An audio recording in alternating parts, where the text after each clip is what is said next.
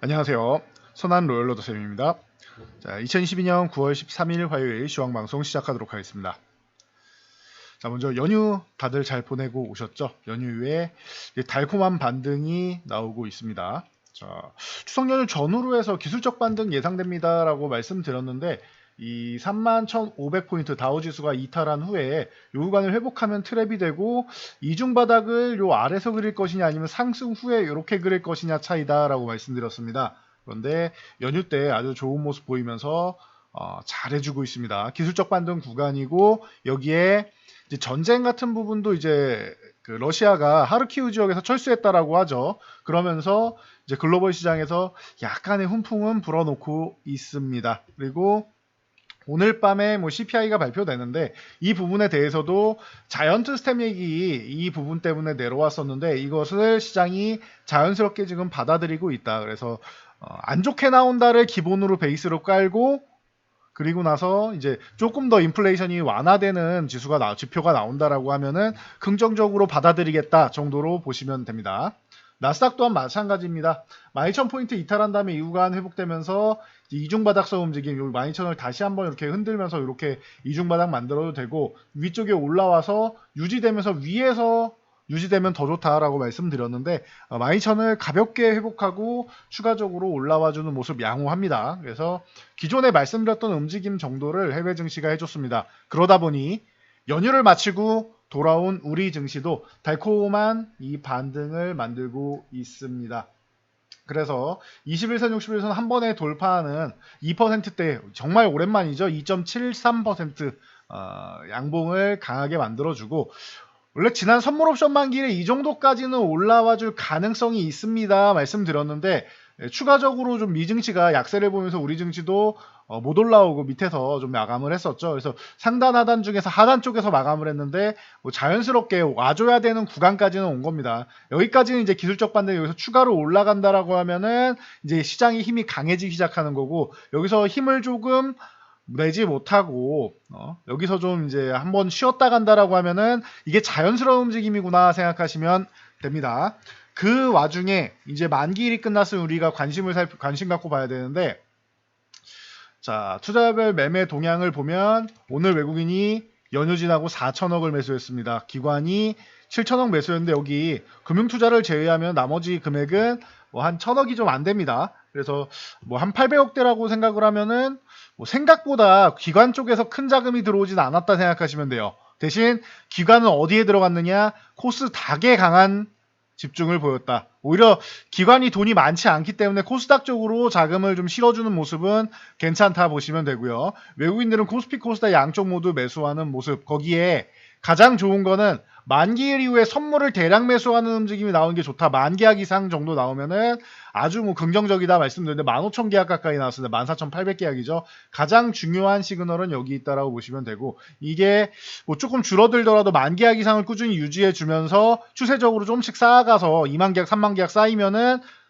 시장이 뭐 살아나는 건 어렵지 않다. 그런데 그렇게 쌓이지 않고 이 정도 수준에서 머문다라고 하면 제한적인 반등 정도 생각하시면 됩니다. 그리고 선물 같은 경우는 코스피 200 지수이기 때문에 시가총액 상위 종목들에 해당된다고 생각하시면 돼요. 그동안 대형주들은 짧게 기술적 반등 정도만 노리고 썩 그렇게 선호하지 않는다라고 말씀드렸는데 이 선물이 2만 계약, 3만 계약 쌓인다라고 하면은 대형주에도 좀 관심을 가져볼 수 있습니다. 그래서 큰 흐름이 바뀔 가능성이 있는데 아직은 시작 단계니까 조금 더 지켜보면서 판단하시면 될 것 같습니다. 그리고 옵션 동향 같은 경우는 콜옵션을 강하게 매도하고 풋옵션을 매수했다라면 둘 다 하락 포지션이죠. 상승을 정체시키고 하락 포지션을 늘리는 건데 이거는 선물을 워낙 대량 매수를 했기 때문에 이제 해지 개념으로 나오는 수단이다라고 보시면 돼요. 그래도 이제 콜옵션이 매도가 이렇게 크지 않은 게 그래도 추가적으로 올라갈 때 좀 덜 부담이 되겠는데 올라갈 때마다 조금 힘이 빠질 수 있는 구간이다. 혹은 콜옵션을 추가적으로 오히려 매수를 해서 이 매도를 좀 청산을 한다라고 하면은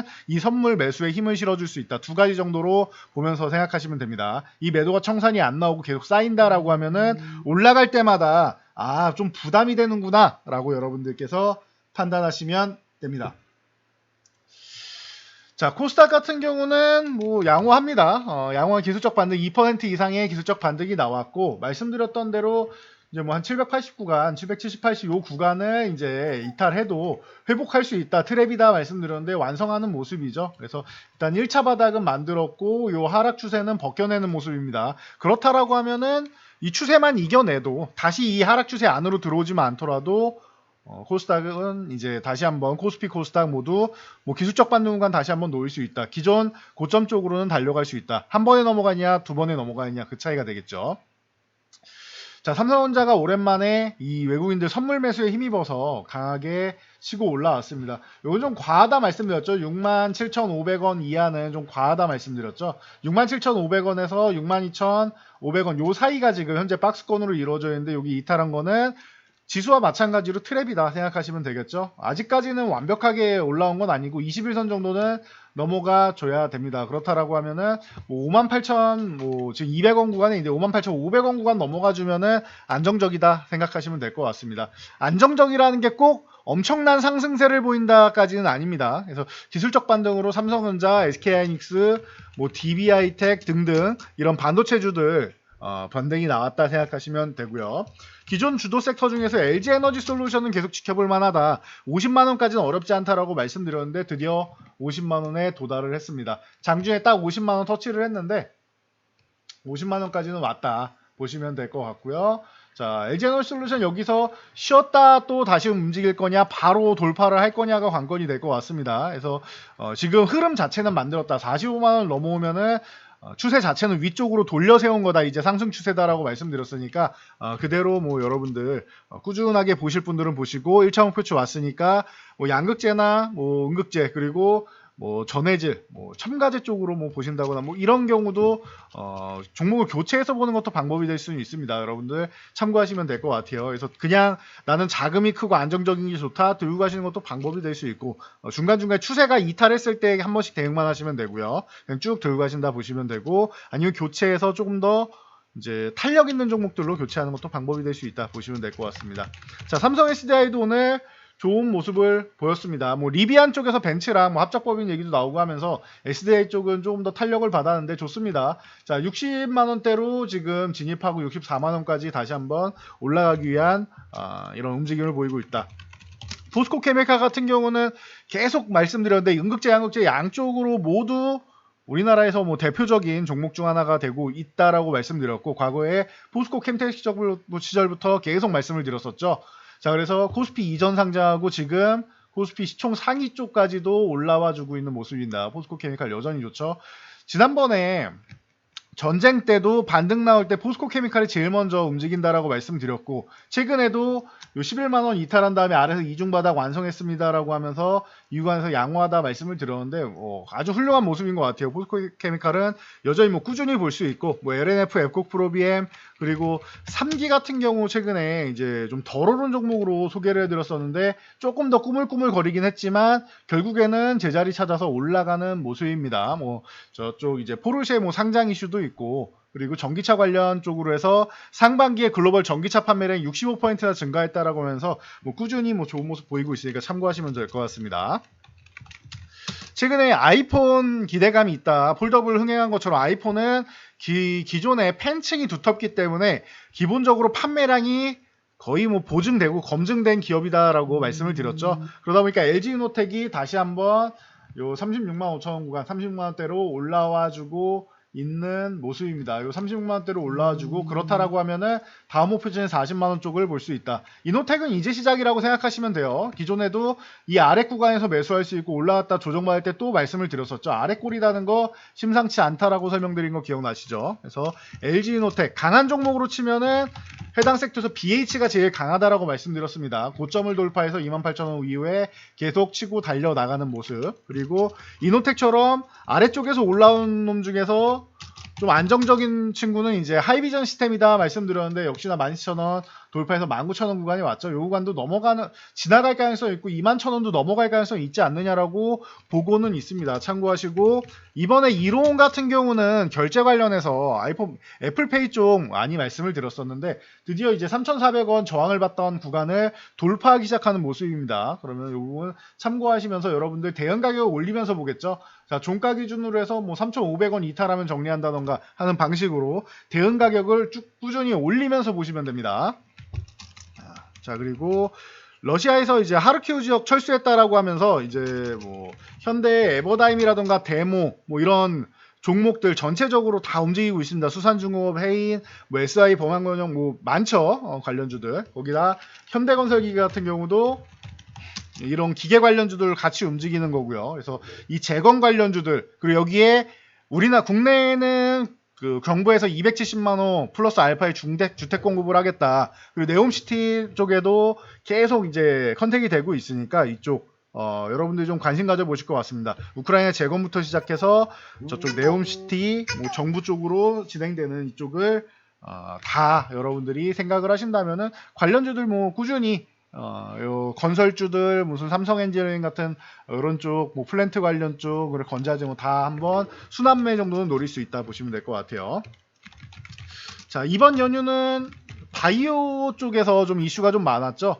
한미약품이 이제 호중구 감소증 치료제 롤론티스가 FDA 승인을 얻었습니다. 그럼 판매 허가를 해서 이제 글로벌 출시를 앞두고 있다라는 거 굉장히 큰 호재가 되고 있습니다. 그래서 오늘 이렇게 강력한 음봉으로 마감을 했는데 이렇다라고 하면 오히려 쉬는 구간에서 여러분들이 또 모아가는 것도 방법이 될 수 있습니다. 기존에 2015년에 나왔던 이 8조 라이선스 아웃 같은 경우는 그냥 기술 이전을 하는 것이죠. 이번에는 그냥 신약으로 허가를 받은 겁니다. 또 연말에 비소세포 폐암 치료제죠. 포지오티닙 같은 경우도 기다리고 있는데 승인이 될지 안 될지는 봐야겠죠. 그래도 연말에 가능성이 있다고 생각하니까 뭐 FDA에다가 이제 미팅 신청하고 이제 승인 신청을 한 게 아닌가 싶습니다. 이거 참고하시면 될 것 같아요.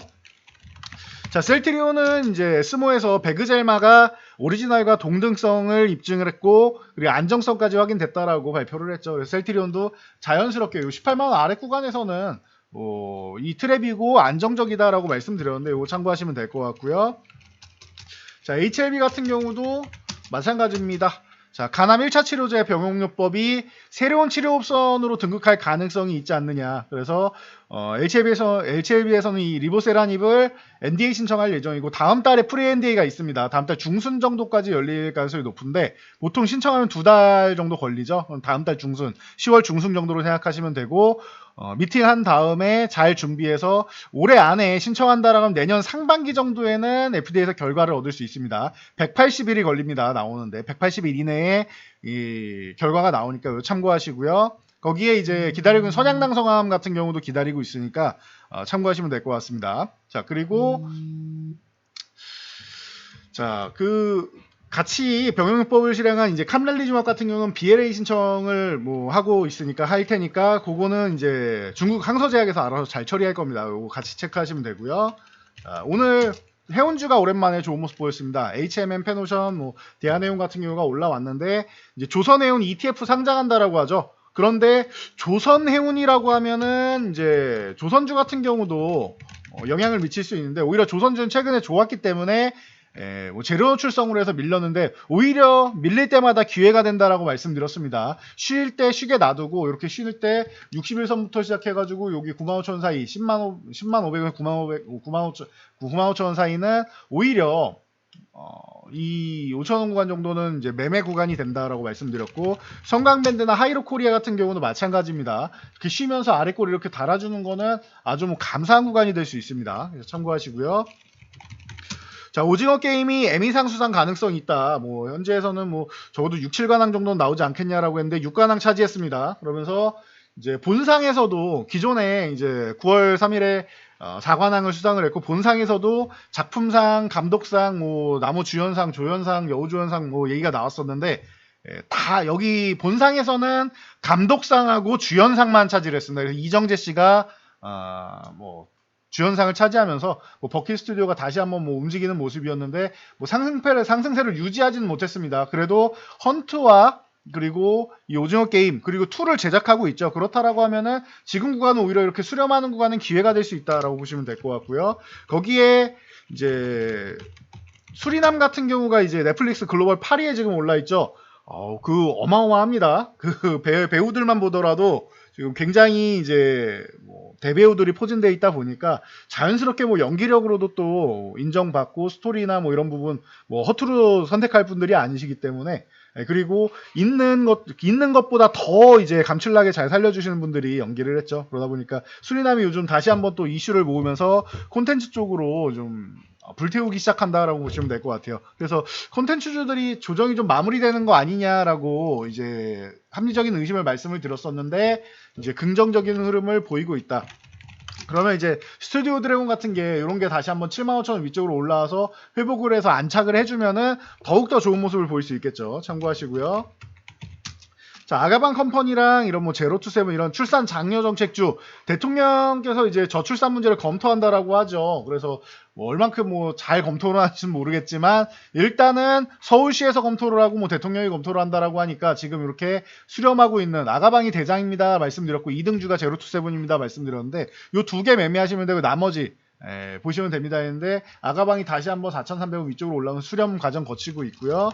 제로투세븐이 오늘 또 좋은 모습을 보이면서 다시 한번 고점 부근으로 또 붙어주는 거 양호합니다. 그래서 이 두 종목이 가장 핵심이고 뭐 캐리소프트라던가 아니면은 삼성출판사라던가 뭐 이런 쪽 그리고 뭐 대원미디어, 토박스코리아 이런 종목들 전체적으로 같이 보시면 될 것 같습니다. 그래서 연휴를 여러분들 푹 쉬고 왔더니 시장도 푹 쉬면서 이제 조금 고민을 좀 했었는지 너무 많이 내려왔다라는 생각을 한 것 같습니다. 그래서 자연스럽게 기술적 반등 나오고 시장의 우려감 같은 경우도 좀 해소시키면서 긍정적인 모습으로 돌아왔다. 그리고 수급 또한 양호하게 돌아왔다 정도로 보시면 될 것 같습니다. 단 하나 이제 콜옵션 매도 같은 경우가 상승이 나올 때마다 좀 부담이 될 수는 있는데 이 부분만 해소가 된다라고 하면 그럼 뭐 한 12월까지니까 선물은 12월까지는 뭐 나쁘지 않은 흐름 보일 수 있다.